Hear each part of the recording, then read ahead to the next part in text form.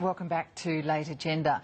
Dr. Chris O'Brien was a charismatic, compassionate cancer specialist who found his way into Australian hearts through the hit reality television show RPA.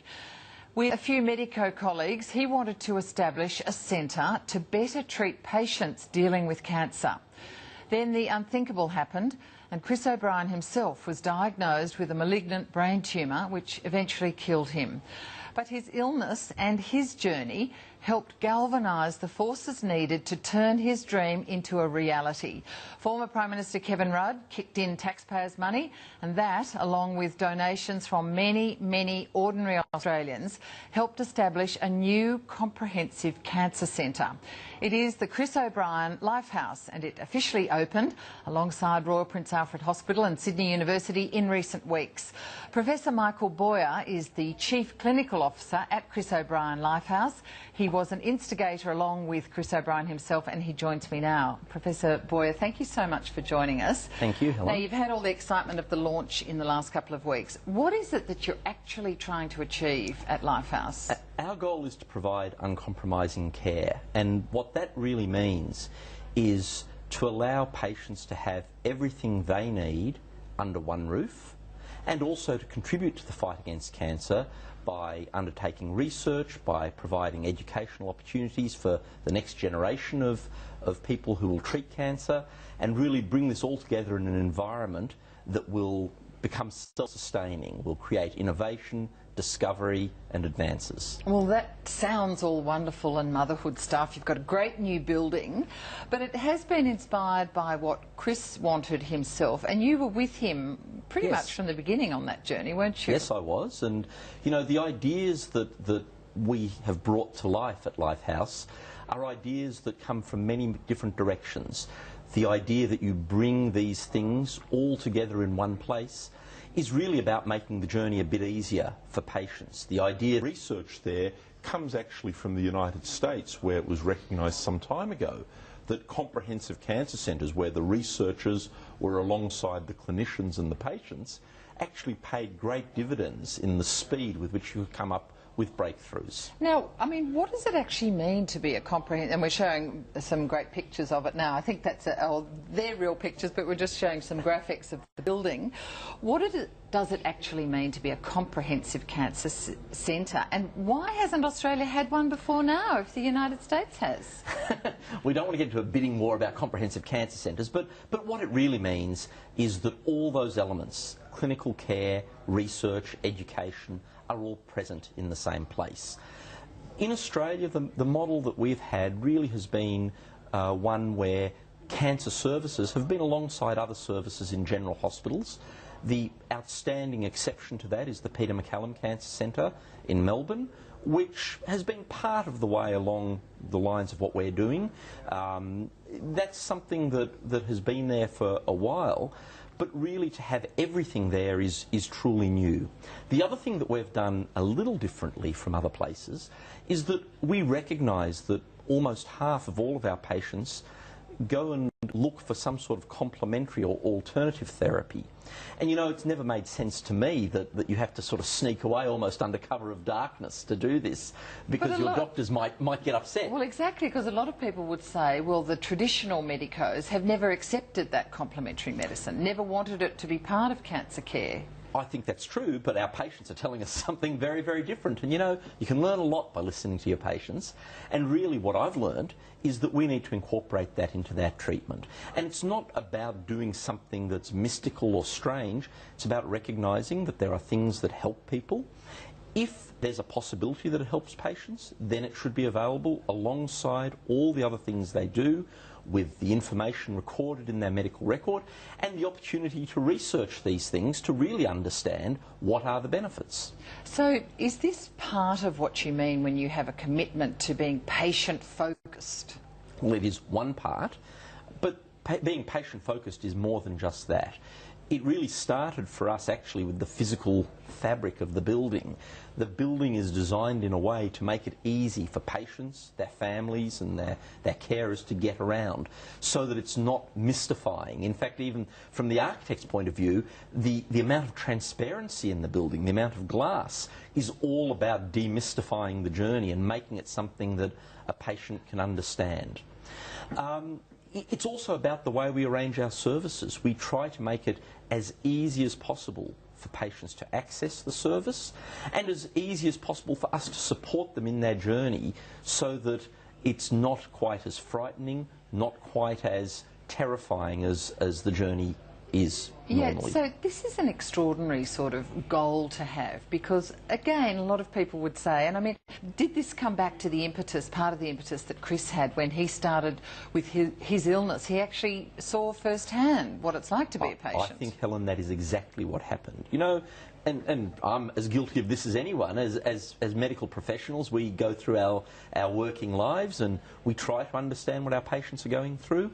But I suspect you walk a mile in their shoes and you really understand what it's like. And I think Chris's feeling was that if he, as a prominent cancer specialist, found the journey confusing, difficult and hard to undertake, what chance does the average man in the street have? And so that's where the idea was born from. Yeah, so how much of an impetus, and I mean this may sound harsh to viewers, but how much of an impetus was his death on getting this centre built, on galvanising, you know, the funding, the politicians, the commitment to say we're going to do this? Well, I think his illness more than his death really galvanised the opinion, and it was, you know, a lot of this was in place still while Chris was alive, and I'm really glad that he knew that this was going to happen, because it was something that he was absolutely passionate about, as am I and as are the entire Lifehouse team. So I think it was his illness that was used by him to really raise public and political awareness to make this happen. How big a cultural shift is it in a major hospital like RPA, and it's attached to a university, it's a big teaching hospital, full of wonderful doctors but traditional medicos? How big a cultural change is it to be patient-focused? I think we're very lucky. I mean, I know I'm very lucky that we've been able to do this next door to RPA, because we actually have a tradition of excellence, a culture of excellence on which to build. Having said that, there are cultural changes. There's changes for everyone, starting with the doctors and running right through the support staff, in the way we approach what we are doing, in the way we approach our patients, in the way we structure our services. So it has been a shift. Can I ask you a little bit about the incidence of cancers now? What is happening with that? Because we do tend to hear, you know, many friends and family are diagnosed, but the death rates don't seem to be as bad as they were. No, that's absolutely right. Our population is getting bigger and older, and therefore the number of cases of cancer are increasing, and that's why we all hear about friends and relatives and people we work with who are diagnosed with cancer. But actually, the survival from cancer is better than it's been for years and years and years. So today, if you are diagnosed with cancer in New South Wales, your chance of being alive and well 5 years later is 65%. If you go back 30 years, that number was down around 50%. Wow. So this has been steadily improving, and that's due to a whole lot of things, including earlier diagnosis, better treatment and things like that.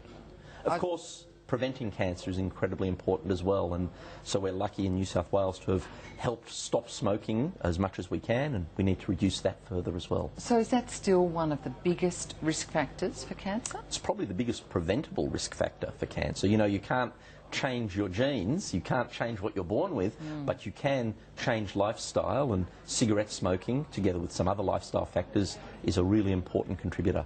Which cancers can be treated right now at Lifehouse? Because you've only just opened, what's the story there? So we're now open and treating on a day therapy basis. That means we're doing consultations, we're giving chemotherapy, we're giving radiotherapy, we're doing some of those complementary therapies I talked about. And that extends across a range of cancer types. So there's no one cancer that we do or don't treat. We treat everything. Yeah, we don't treat children. That is the one thing we don't do. Children are really best treated in a specialist paediatric facility. Okay, now what will happen with inpatient care?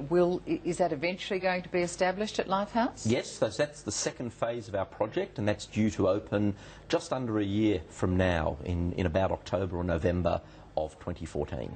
Okay. The research side of what you're trying to do, where are you headed with that, and how much can you actually do with Lifehouse? So we're going down several different streams at the same time. A number of our research colleagues from the University of Sydney moved into the building today, in fact, and they are researchers who carry out clinical trials, as do we. Some of them are psychological researchers looking at the psychological impacts of cancer, nursing researchers, and as well as that, there are outcomes researchers where we look at the outcomes of cancer. On top of that, we have close collaborations with laboratory researchers, both on the Prince Alfred campus at the Centenary Institute and with others around the city, for example, at the Garvan and Kinghorn Cancer Centres. So taxpayers funded a great deal. I said at the outset that former Prime Minister Kevin Rudd did kick in a big amount of money. He developed a relationship with Chris, but as well as ordinary people have donated a lot. What's the funding model in the future? Well, the sort of money you're talking about now is for the capital. It's for the fabric of the building, and that's now complete, and the money we need for that is there. Going forward in the future, funding will come from a variety of sources, governments, or the state government, I should say, in terms of services that they purchase from Lifehouse, as well as individual patients who come there for their health care, and finally, of course, fundraising, which is an important part of what we do, and will in fact help pay for some of those little extras that make things a bit more comfortable for patients. So now that it's actually a reality, after so many years of Chris pushing and you pushing and others as well, how are you feeling about it opening? Oh, look, I feel incredibly excited. I'm also incredibly grateful for having been given the opportunity to do this, but most of all, I'm happy for our patients, who I know are sort of enjoying being in the facility that they really deserve. All right, Professor Michael Boyer, we wish you all the best with it, and thanks so much for coming in to tell us about this great news.